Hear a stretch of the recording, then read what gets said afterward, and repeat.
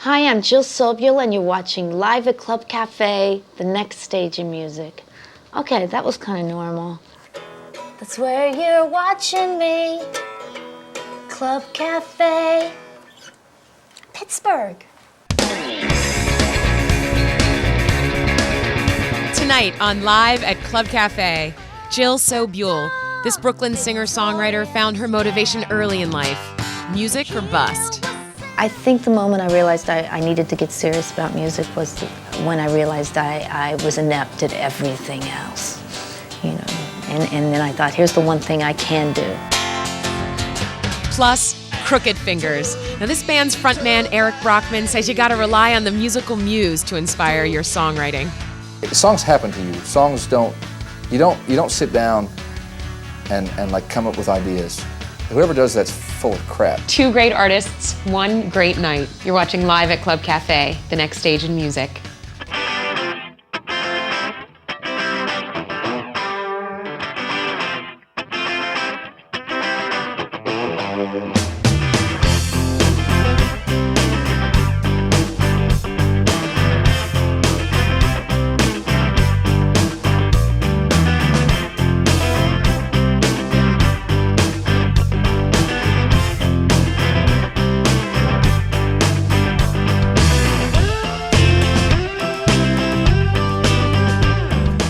Hi, I'm Mara McFalls, and we're coming to you this week from Bedford Square on Pittsburgh's South Side. Now, kicking off tonight's show, we've got Jill Sobule. You probably first heard of Jill back in 1995 from her breakout hit, I Kissed a Girl. But since then, her music's gotten even wittier and wiser and more irreverent. And the critics throughout her career have always loved her music. But for whatever reason, she's been flying under the radar. So tonight, we're going to help change all that and bring you Jill Sobule, live at Club Cafe. If I had a jetpack, first thing that I'd do is fly above the gridlock and come to you. I peek into the windows on Fifth Avenue to see how the other side lives. And if I had a jetpack, I would strap it on. I'd get out of this one room and I'd be gone to where there's real houses and big front lawns. If I had a jetpack, I'd take you up with me. At last we'd both be free past the Statue of Liberty in my jetpack.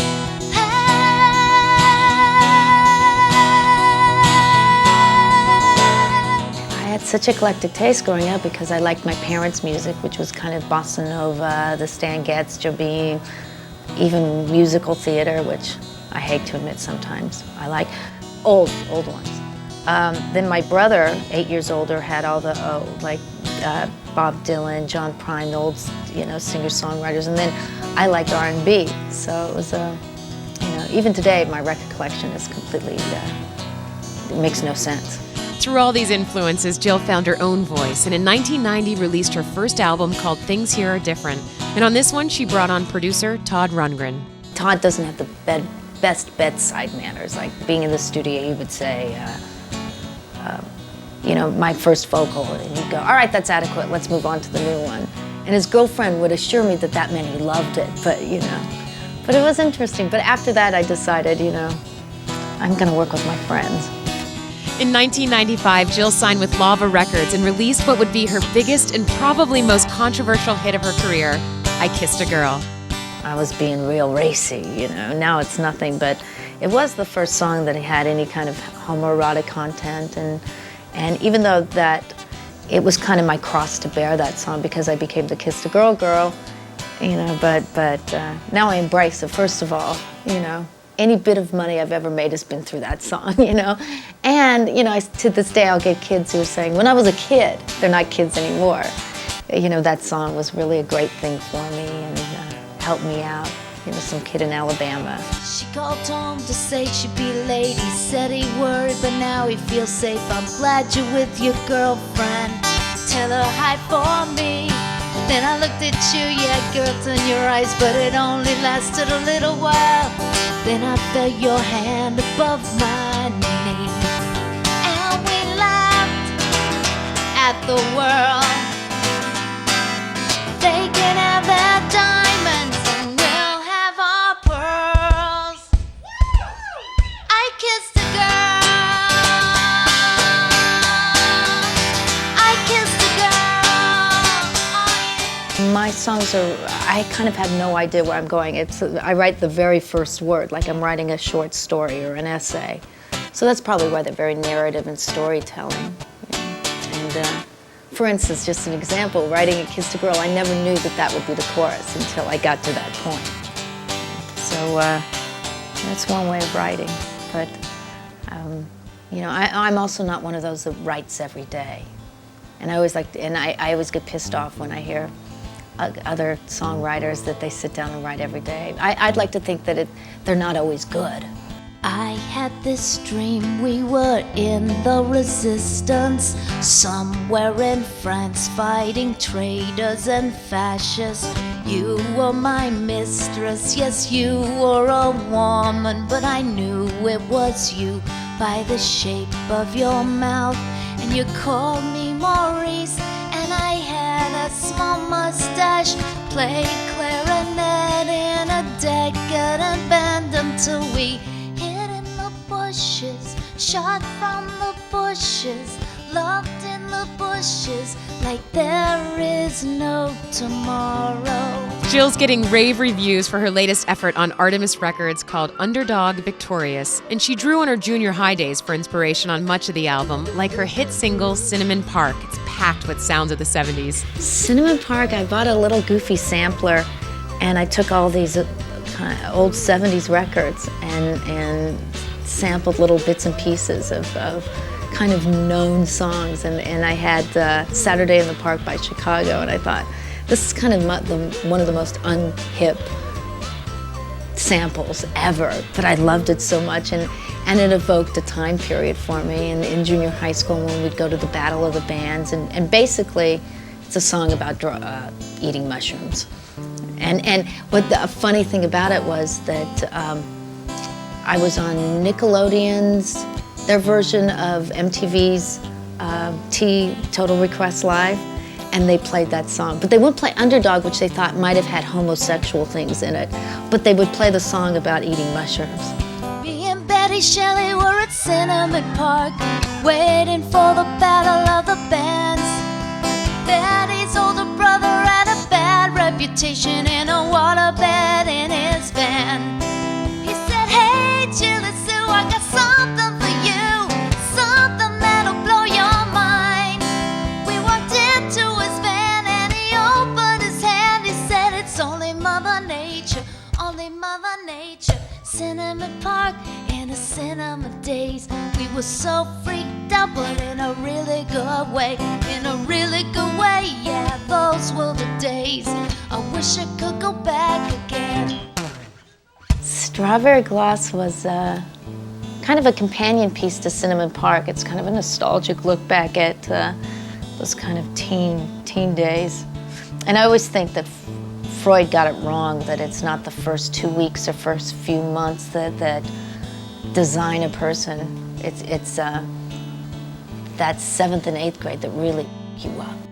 Retainers and braces for all pretty faces and starter bras. Shirts made of gauze on a soft focus field with the sunset behind. Strawberry gloss. Older girls with the sun in hair. Then my best friend became aware of the boys after school she began to wear. Strawberry gloss. Someday, some way, love will be calling and I will be falling.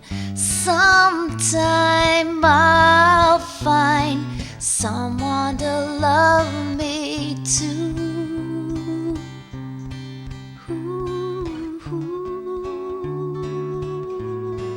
Jill's a consummate entertainer, and part of the allure of seeing her live show is the way she incorporates her fans into the performance, including her number one fan, her mom. Ba ba ba ba ba ba. Ba ba ba ba ba ba. Ba ba ba ba ba ba. Here comes Big Chew. Yay! I like my fans. I think they're really, someone was telling me, I think you get too close to your fans, but I've never had any kind of David Letterman experiences or anything bad. I think they're I don't know. They're good, smart people. If you want to find out more about Jill and her music, you can pick up her latest CD, Underdog Victorious. It's in stores now. Or you can go to our website and pick up her latest DVD called Live from Pittsburgh. It was shot here at Club Cafe. And now stay tuned because coming up next is Crooked Fingers. Live at Club Cafe is powered by Comcast and sponsored by Budweiser True Music and Saturn of Wexford, Saturn of West Liberty, and Saturn of Pleasant Hills.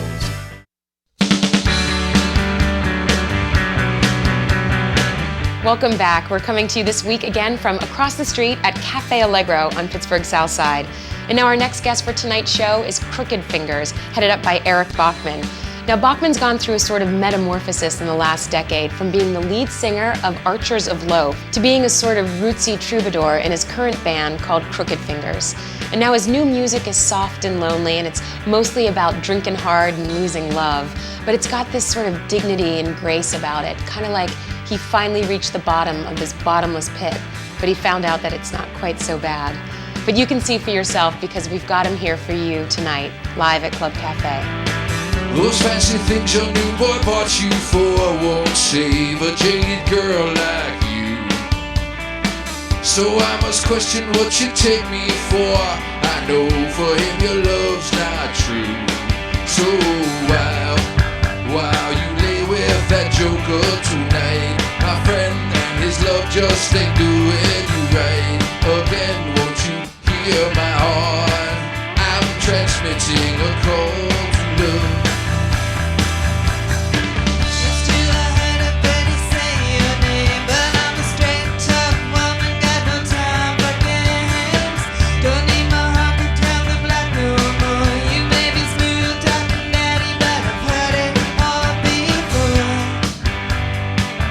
Eric got a taste of success early in his career with his band Archers of Loaf, and it helped him realize that he was destined to make his living through music.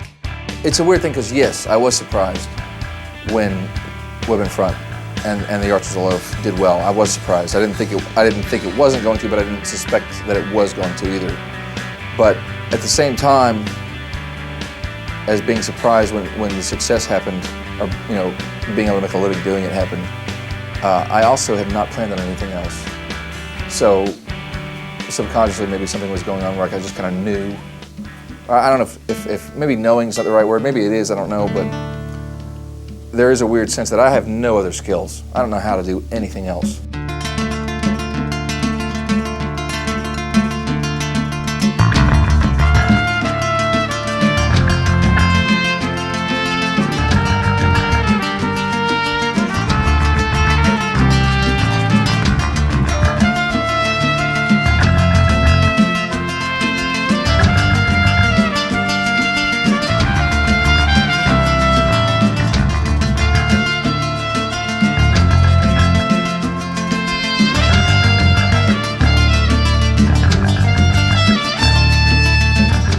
On the latest Crooked Fingers CD called Dignity and Shame, Eric wanted to expose a disturbing trend he was noticing in America. In terms of celebrity and shame culture and whatever, we're the worst. It's all about shame culture. It's all about embarrassing people with sex videotapes, and it's all about shaming people. So it's this weird phenomenon to me that we have the most financially, and that's very specific, financially successful culture, which doesn't mean it's successful in other ways, is totally devoid of preserving dignity or worrying about dignity, but is totally infatuated with shaming people. That's sick to me. That's really sick. So I thought this is an interesting concept to make a record out of, When the bad boys come to do you in again. So when they tell you things that you don't want to know, or take you back to places you don't want to go, you've got to bury that night and keep your face in the light. Because there's one thing that they can take from you what you keep in mud and leaves. And if you walk away, save yourself, you've got something to lose. And if you give what they take, you can bet they will take it from you. You're not the same as the day that you came. You can't choose dignity or shame. You've got to bury your bones where you want, in the ground where they will not be found by the leeches you're keeping alive. It's best to not be in control. You know, it's best to not be aware of what it is that makes you creative, whether you're a painter or a writer or a musician or whatever it is you're doing, computer, whatever, anything. It seems like if you think too much, it causes writer's block or a creative block. So I never set out after the Archers were done or after Barry Black or whatever to do something different. I just sort of kept going. Well, here he comes by the light of the dull gray moon. Brave men talk, but a brave man has no use. A hero's only a lucky fool, you see. Stick around because we've got more from Crooked Fingers coming up next.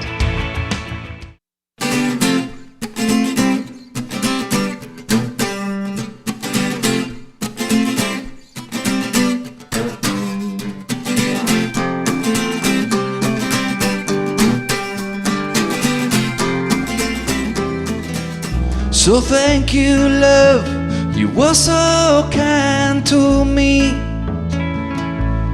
You put hope into my heart, shined a light so I could see those wicked things, the wicked things you do. Will I pay them no mind? 'Cause I know you'll be back in time. Oh, where are you, love?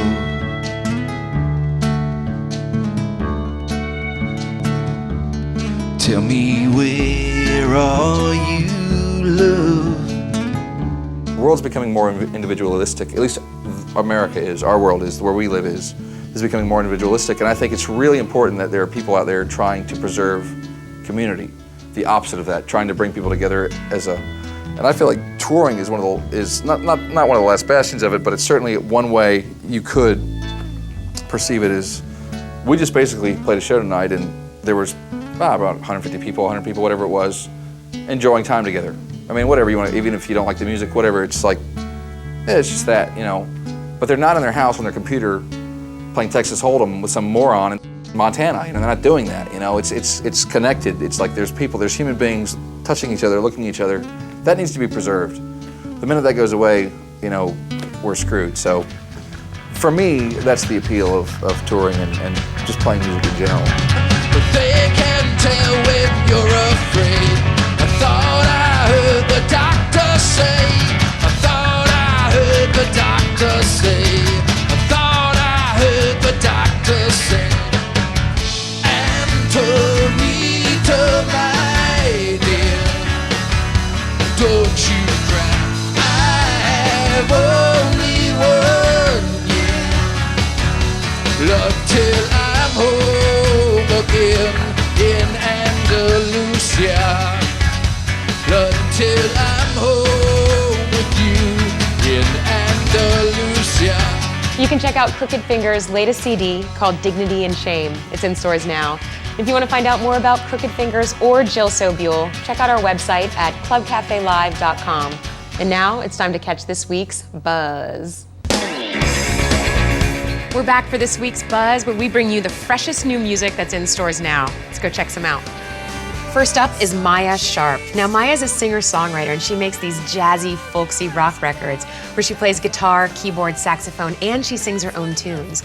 But she's equally content to pen songs for other artists like the Dixie Chicks and Bonnie Raitt. But you can hear her on her newest release, Fine Upstanding Citizen. Also out this week is Over the Rhine's latest CD release, Drunkard's Prayer. Now, they recorded this one in their living room in Cincinnati, and when you listen to the music, you can really feel the relaxed environment. It really feels like home. And to get that sound, they mostly used upright bass, piano, acoustic guitars, a few horns, and of course, that one amazing voice. Next up is Aqualung. They're coming to Club Cafe on May 6th, and some say they're the next Coldplay. You might remember hearing the frontman Matt Hale's breathy vocals on a Volkswagen Beetle commercial or in the new Ashton Kutcher movie. And now Matt Hale sings with that same tender voice on his latest CD, Strange and Beautiful. Now, a lot of these artists can be hard to find, but there's one great gathering that puts them all on display each spring. It's called the South by Southwest Music Festival, and it happens in Austin, Texas. And this year, they've got about 1,300 bands performing, and it always draws a big crowd. It's kind of like the Sundance Film Festival, but for music. Some of this year's standouts were Niz Lopi from the UK, Hot Hot Heat, preteen sensations Smoosh, and the Canadian twins Tegan and Sarah. Now, if you weren't able to journey down this year to see South by Southwest, be sure to check out all the highlights at sxsw.com so you can virtually be there and still catch who's making the noise. Now, if you're a music lover, you gotta check it out. When we come back, we're gonna dip into the Club Cafe archives for a special performance from Janice Ian. We'll be right back. This Buzz segment was brought to you by Saturn of Wexford, Saturn of West Liberty, and Saturn of Pleasant Hills. Saturn, people first. Budweiser True Music presents A Moment in Time from the Club Cafe archives. I learned the truth at 17, that love was meant for beauty queens and high school girls with clear-skinned smiles who married young and then retired. The Valentines I never knew, the Friday night charades of youth were spent on one more beautiful. At 17 I learned the truth, and those of us with ravaged faces, lacking in the social graces, we desperately remained at home, inventing lovers on the phone. Thanks for joining us tonight. Now here's a preview of next week's show. Your heart's in another place. Oh, I've come a long, long way. 3,000 miles. That's our show for tonight. And I wanted to thank the guys at Cafe Allegro for letting us shoot here. I'm Mara McFalls, and thanks for watching. Till the sun came out to blind us so we could not see anything. So we knew at once we were meant to be. And we heard the gods all rise and say the love we made was no lie.